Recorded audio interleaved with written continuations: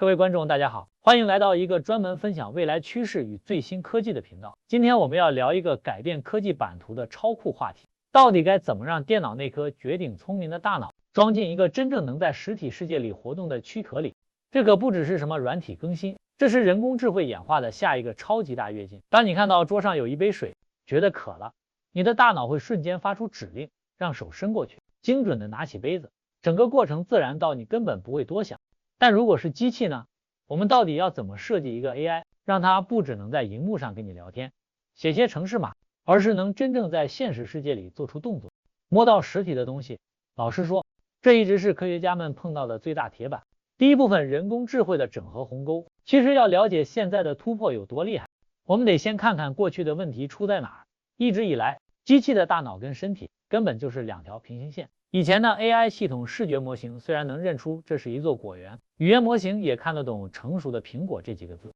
但你要它把这些资讯统整起来，转化成机械手臂去摘苹果的动作，这在过去根本是天方夜谭。它们就像是各自为政的孤岛，完全没办法沟通。传统的机器人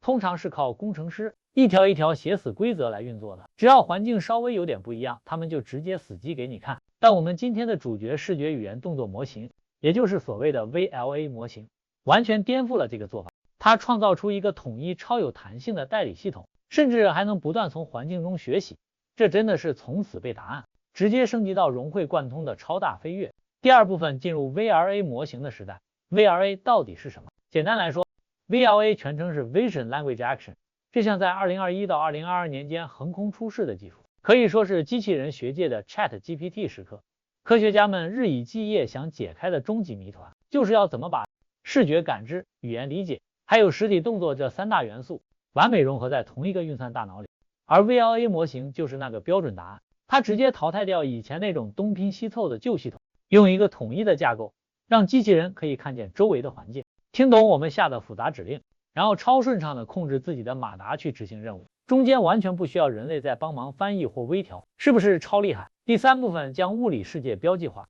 想到这里，你可能会好奇， AI 到底是在底层施了什么魔法？简单来说， VLA 把我们这个混乱的真实世界翻译成了 AI 看得懂的数学语言，也就是所谓的标记，或者叫 token。 整个过程分成三个超重要的步骤：提供环境脉络的前缀标记，确认机器人姿势的状态标记，以及最后指挥移动的动作标记。这三个步骤缺一不可。我们再拿刚刚的果园当例子，首先模型会用镜头拍下树木的画面，同时接收到摘下那颗红苹果的指令，接着它会把图片和文字这两种完全不同的东西压缩成一个共同的数学空间，这就是前缀标记。这一步可以让机器人先搞清楚我现在在哪里，以及我要干嘛。再来第二步，状态标记，会给机器人一种即时的本体感觉，这超级关键。它会把机器手臂现在的关节肘度、夹爪的位置全部记录下来，就像你闭着眼睛也知道自己的手在哪里一样。机器人必须先知道自己身体的物理状态，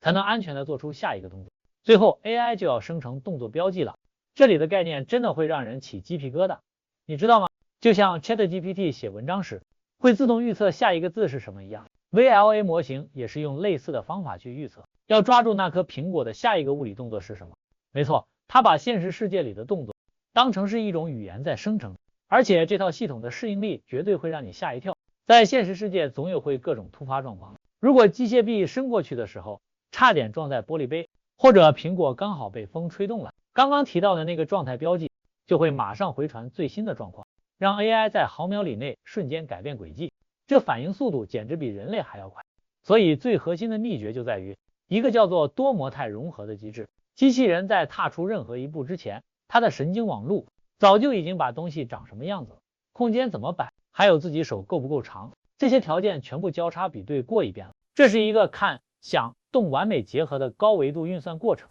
第四部分，学习如何行动。那你一定会问，我们到底是怎么教这个人造大脑学会真实世界的物理法则的？毕竟懂文字跟懂物理完全是两码子事啊。科学家们其实帮 VLA 模型准备了一份很特别的两阶段功能表。第一阶段，先喂给它网络上成千上万的图片和文章，让它知道什么是苹果，什么是桌子。第二阶段，